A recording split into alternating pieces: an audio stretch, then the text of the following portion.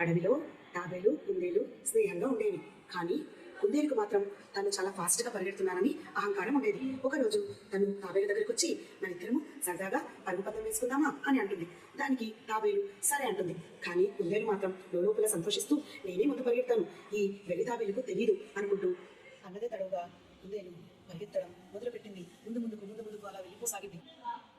తాబేలు మాత్రం మెల్లమెల్లగా అలా వెళ్ళడం స్టార్ట్ చేసింది. కుందేలు చాలా వేగంగా వెళ్ళడం తాబేలు చూసింది. కానీ తాబేలు నడకను ఆపలేదు, అలా వెళుతూ ఉంది. ఈ లోపల కుందేలు తాబేలు చూసింది. ఓ, తాబేలు చాలా దూరంగా ఉంది, కొంచెం సేపు నేను పడుకుందామని నిద్రపోయింది.